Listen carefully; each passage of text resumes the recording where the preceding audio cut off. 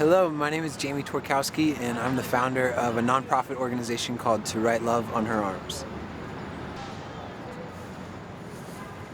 To Write Love on Her Arms started in 2006 as an attempt to help a friend and to tell a story. My friend Renee was dealing with drug addiction, depression, self-injury, and had attempted suicide. And I wrote a story, and To Write Love on Her Arms was the title that I gave to that story. And then what we've realized in the last 3 years is that so many people live with those issues, and yet very few people talk about it, and most people who struggle with those things, they never get the help that they need. So we just find ourselves in a unique position to invite people to talk about those things, to get the help they need, and also we get to invest in that treatment as well.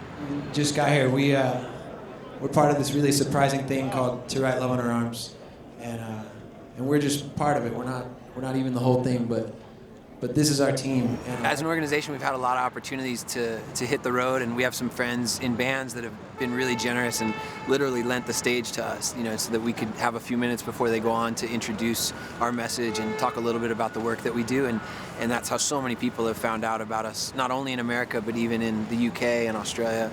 And I get opportunities to speak on behalf of us, of you at times, and that's really a privilege, but we thought it might be cool to, or maybe I thought it might be cool to not be up here alone.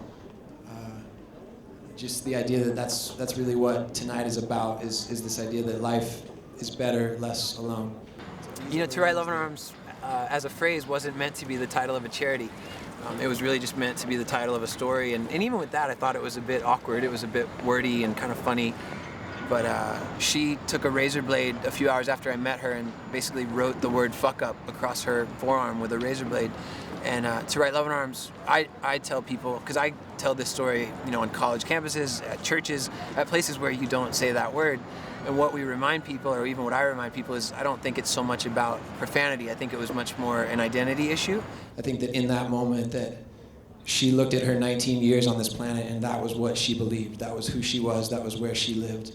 And To Write Love on Her Arms, as a phrase, it was a goal. It was the idea of believing something better in the face of that word, in the face of the lies that she had bought into, and just the idea that she could know a better life, that her story could have a better ending. I feel like her life was filled with contrast, like there was a lot of pain, and yet in the face of that there was a lot of hope. And so I tried to write a story that captured both, that really captured that contrast in her life.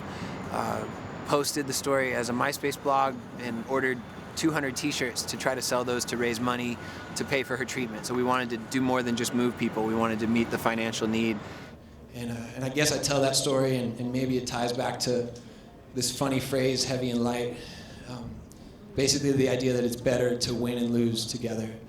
Life, for a lot of people, seems really unfair. Some people, it seems like they win a lot, and some people, it seems like they lose a lot, and I don't understand that. I don't know why that is.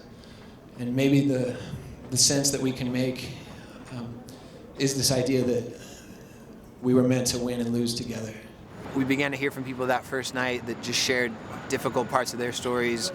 And really, every day since then, it's kind of been this incredible snowball with just those messages continuing to come in. And at first it was from, Florida, and then outside of Florida, and then Australia and England, and all over the world, and we just realized that these are issues that so many people could relate to. You guys want to come in?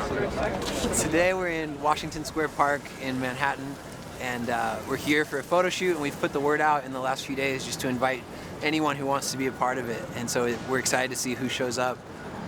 Thank you guys a ton for being here. Someone came from Toronto, someone came from Virginia, I came from Union Square.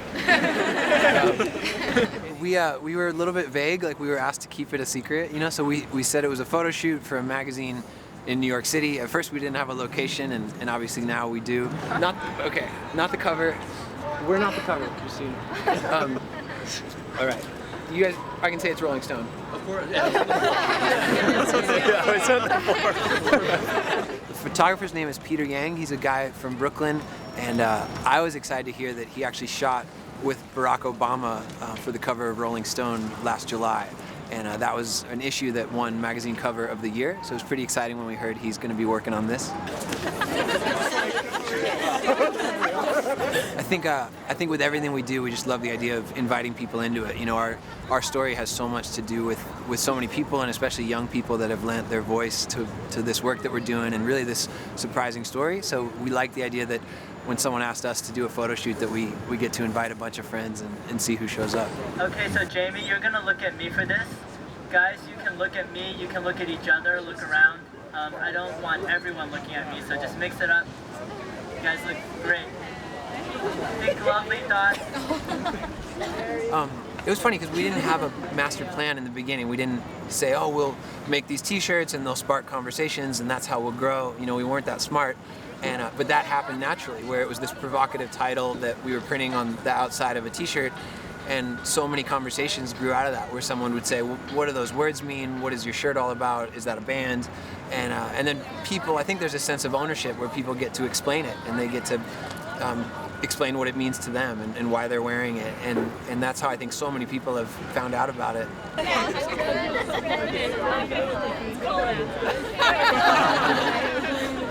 Please don't run that. Tworkowski was sort of a necessary evil. Like, again, we didn't mean to use it, but it's just to write Love on Our Arms is a mouthful, so Tworkowski, I guess, is the acronym. You guys know it's kind of a funny holiday, or like a pseudo holiday. Right. Tworkowski Day? Is that what it's called? Yeah. I should know this.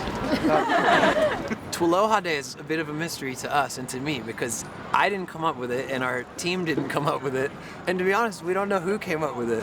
I want to see all the writing on the art and stuff like that. So as much as that's like sort of weird, it's pretty exciting, I think, and it really points to our story where so many people have made this their own, you know, and so many people have gotten excited, and this is just an example of that, where someone had an idea and said, I want there to be a day that, you know, recognizes this and celebrates this, and somehow 1 million people responded on Facebook, you know, and so it just so happens that today is Tworkowski Day, and then the photo shoot happens today as well.